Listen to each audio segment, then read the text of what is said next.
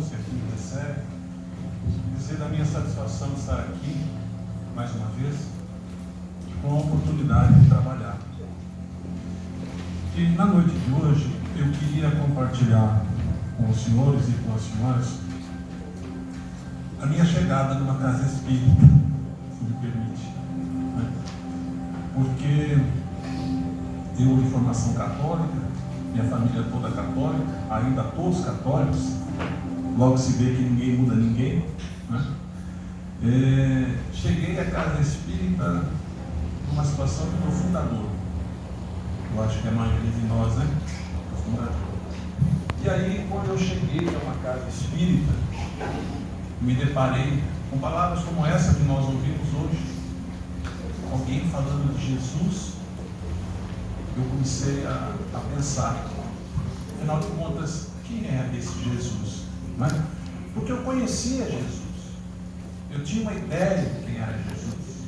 Para mim, Jesus era um espírito de luz, bondoso, amoroso, mas eu não imaginava vir encontrar Jesus dentro de uma casa espírita. Talvez até por preconceito ou por desconhecimento, eu fiquei, de uma certa forma, um pouco assustado, falando-se de Jesus dentro de uma casa espírita. E aí então, meus amigos, quando eu tive a oportunidade de conhecer a doutrina propriamente dita, né, eu conheci um outro Jesus, né? Um Jesus amoroso, um Jesus bondoso, um Jesus que está presente, né? Que eu conhecia como sendo parte de uma trindade, Pai, Filho e Espírito Santo, que estava lá para julgar os vivos e os mortos. O Jesus que, pela sua misericórdia, ao final, ainda que você falhasse, poderia se restabelecer pela fé. Esse era o Jesus que eu conheci.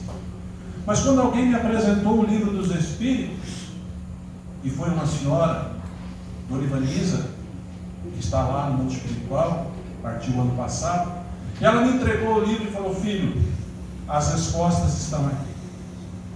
E então eu peguei aquele livro, este livro que está aqui, comecei a ler, procurar entender, porque ela disse: olha, não basta ler, é preciso estudar. E comecei a estudar esse livro, e lá na pergunta 625, quando Allan Kardec pergunta aos nossos irmãos espirituais qual é o modelo e guia a ser seguido, a resposta é Jesus. Então eu passei a conhecer um Jesus que era guia e modelo. Guia a ser seguido, modelo a ser copiado. E aí então comecei a compreender muito daqueles ensinamentos que até então eu não compreendia. Aceitava, eu particularmente, aceitava, mas não compreendia ao todo. Como poderia alguém que não conheceu Jesus ser salvo, se a salvação se dá pelas obras? Como eu poderia compreender as palavras de Jesus: bem-aventurados os aflitos, bem-aventurados os misericordiosos, bem-aventurados os que sofrem? Como poderíamos compreender, dar a outra face, perdoar 70 vezes 7? Quem são minha mãe? Quem é minha mãe? Quem são os meus irmãos? Ou seja, havia muita controvérsia nesse ensinamento que eu não conseguia compreender. Mas quando eu chego a uma casa espírita e vejo alguém falando de Jesus, eu comecei a compreender esse Jesus bondoso, esse Jesus amoroso, mas um Jesus, um espírito crístico, não um aspecto salvador propriamente dito, né? Um espírito que veio através da humildade para nos dar o seu exemplo. E quando nós vemos as obras, em especial as obras de Chico Xavier, e nós vemos lá Caminho da Luz, já falamos aqui sobre essa obra extraordinária, nós vemos que Emmanuel coloca Jesus como um espírito crístico, que se reuniu antes da formação da terra. Ele diz que houveram duas reuniões. A primeira, antes da formação da orbe, né? Onde aquela nebulosa solar se desprende para a formação dessa massa incandescente que nós conhecemos na Terra. E que Jesus já estava presente nesse processo, que Jesus já acompanhou ao lado de outros espíritos crísticos a formação da Terra.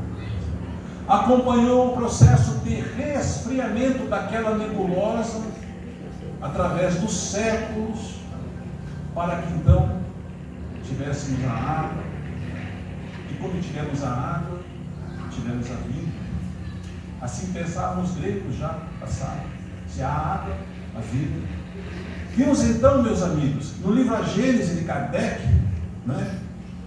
que os 7 dias da criação, propriamente dito, não são 7 dias de 24 horas, mas períodos de tempo, milênios, até a construção da terra como a temos hoje. E que Jesus participou desse processo desde o início, das primeiras criações, das primeiras células, das reproduções sexuadas, da formação das espécies, num processo contínuo de evolução que vivemos até hoje. E aí então alguém poderia perguntar: e Adão? Pergunta 51 do Livro dos Espíritos. Adão foi o primeiro habitante da ordem humana? A resposta: não. Adão representa, bem na verdade, uma raça, a raça adâmica, a raça que veio de uma outra ordem, porque Jesus também nos asseverou: há muitas moradas na casa de meu Pai. E essa ordem trouxe para a terra espíritos exilados, os capelinos, que tiveram a possibilidade de, no momento oportuno, habitar em corpos que conhecemos hoje. Saímos então daquele primeiro plano primitivo para o processo de provas e expiações que estamos tendo hoje. O que nós queremos dizer, meus amigos, é que o processo de criação se deu no decorrer dos milênios. E aí então nós vamos contestar a Bíblia? Não. No Evangelho segundo o Espiritismo, capítulo número 1, ele diz: não vim instruir a lei, nem os profetas. No entanto, precisamos compreender e interpretar, não só da forma literal, mas compreendermos que isso faz parte de um processo. De um processo de evolução que, segundo Emmanuel, na segunda reunião desses espíritos crísticos, delibera sobre a chegada de Jesus na Terra. E esses capelinos nos ajudam, porque vieram 4 grandes raças: os hindus, os egípcios, os arianos e os hebreus. Os hindus até hoje lá fechados em castas. Os egípcios, com toda a sua tecnologia, que está lá até hoje, já tiveram a oportunidade de retomar.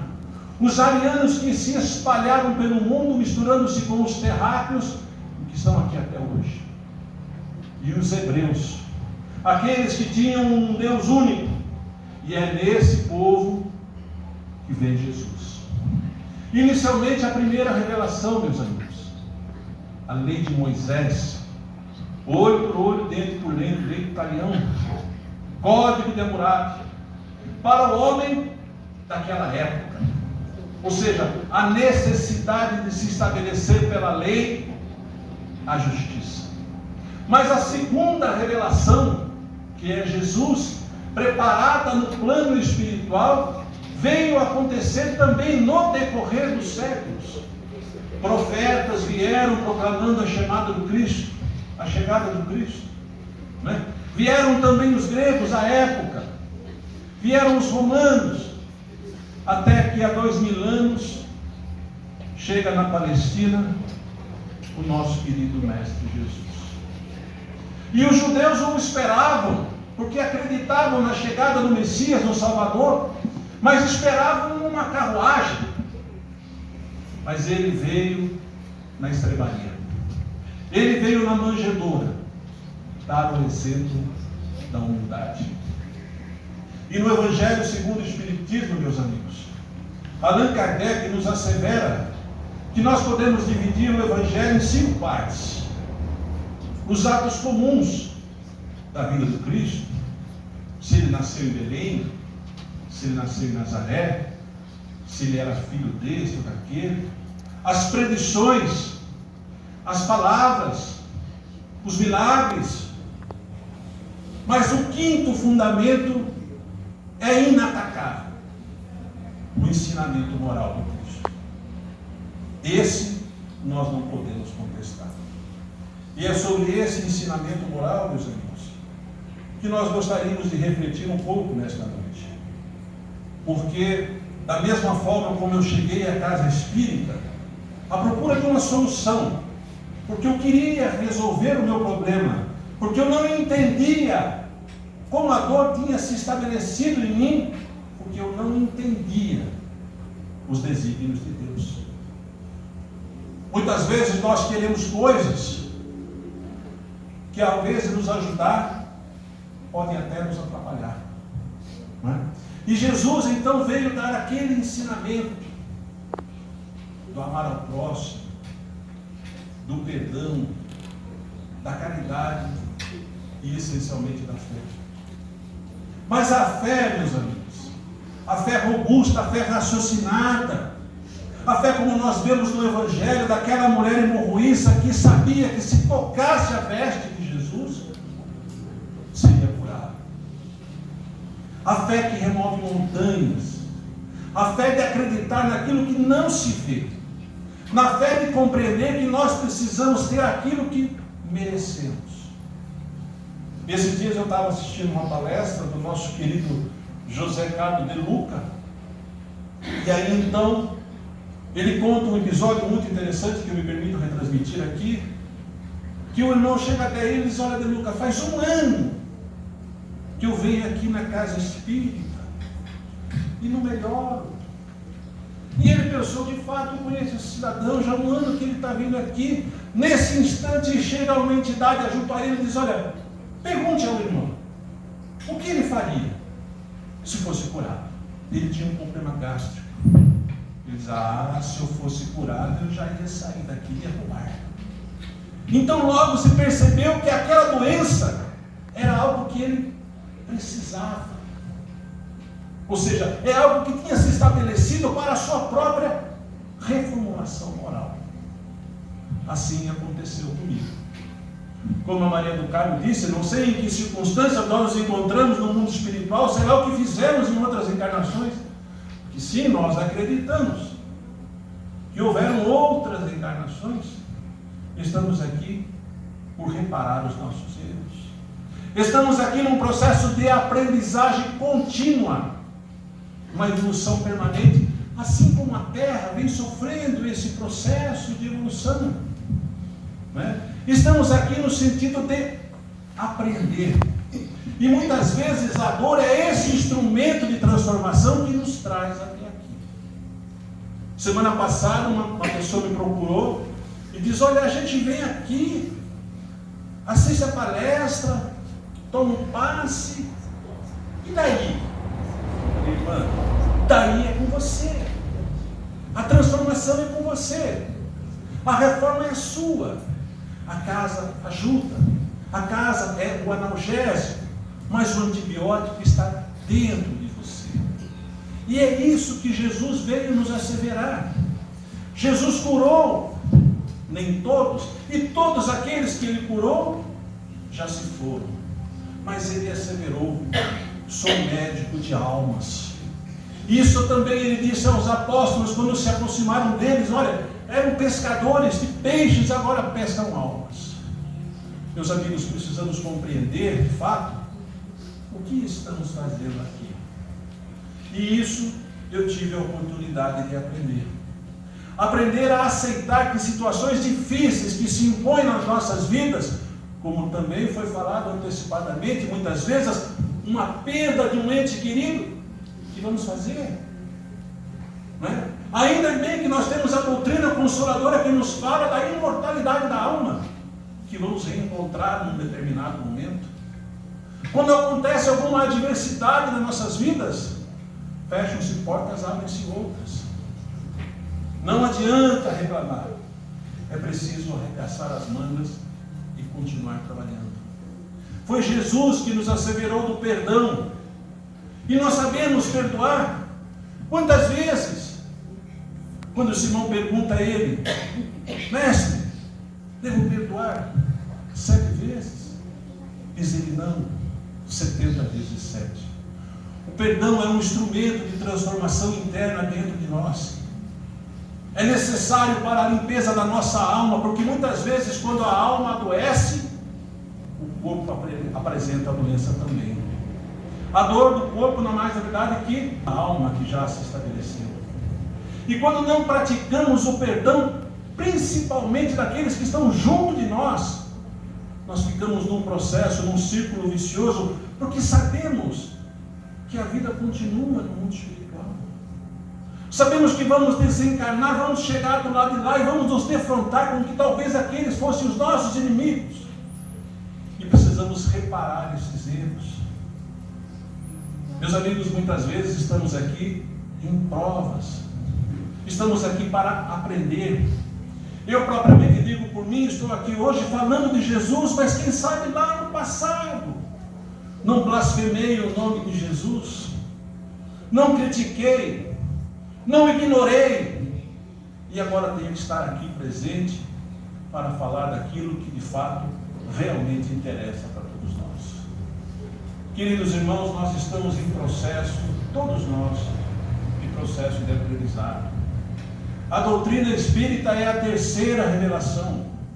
O próprio Jesus asseverou lá no Evangelho de João: eu rogarei ao Pai que enviará um outro Consolador, que ficará entre vós, amigo, e que hoje não compreendes. Porque Jesus falou em parábolas, porque aqueles homens não entendiam o que ele queria dizer. Mas a doutrina espírita veio descortinar esse véu. Veio nos apresentar a imortalidade da alma, que o homem já conhecia, a bem da verdade. Muitas religiões antigas tinham esse conhecimento. Os egípcios, por exemplo, estão lá, as pirâmides, culto à imortalidade, não é? Veio nos apresentar a reencarnação, que muitas